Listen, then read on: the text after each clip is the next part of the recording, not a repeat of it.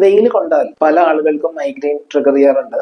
ഇത് കാരണം വെയിൽ കൊള്ളാത്ത അല്ലെങ്കിൽ അധികം പുറത്തിറങ്ങാത്ത ഭൂരിഭാഗം ആളുകളിലും തലവേദനയോടൊപ്പം ജോയിന്റ് പെയിൻ, മസിൽസിനുണ്ടാകുന്ന ക്രാംസ്, സ്കിൻ കംപ്ലൈൻസ്, മുടികൊഴിച്ചിൽ, അമിതമായ ക്ഷീണം, ഉറക്കമില്ലായ്മ തുടങ്ങിയ ബുദ്ധിമുട്ടുകളും അനുഭവപ്പെടുന്നുണ്ടെങ്കിൽ വൈറ്റമിൻ ഡി ചെക്ക് ചെയ്യാൻ പറയാറുണ്ട്. ഭൂരിഭാഗം ആളുകളിലും ഇത് കുറവായിരിക്കും.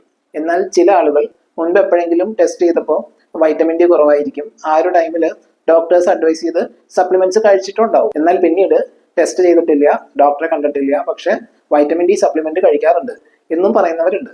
ഒരുപക്ഷെ നിങ്ങളുടെ ശരീരത്തിലെ വൈറ്റമിൻ ഡിയുടെ അളവ് നോർമൽ ആയിരിക്കും.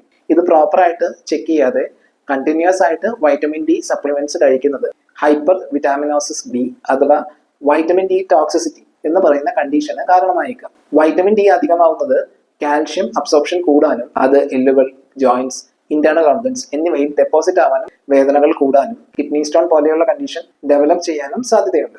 ഓക്കാനം, ഛർദി, വയറുവേദന, കോൺസ്റ്റിപ്പേഷൻ തുടങ്ങിയ ലക്ഷണങ്ങൾ ഇതിന്റെ ഭാഗമായി അനുഭവപ്പെടാറുണ്ട്. മുൻപ് പറഞ്ഞ ലക്ഷണങ്ങൾ നിങ്ങൾക്ക് അനുഭവപ്പെടുന്നുണ്ടെങ്കിൽ വൈറ്റമിൻ ഡി ചെക്ക് ചെയ്യാൻ ശ്രമിക്കുക. നിങ്ങൾക്ക് എത്രത്തോളം വൈറ്റമിൻ ഡി കുറവാണോ അത് ഒരു ഡോക്ടറെ കൺസൾട്ട് ചെയ്ത് നിർദ്ദേശിക്കുന്ന അളവിൽ മാത്രം സപ്ലിമെന്റ് കഴിക്കുക.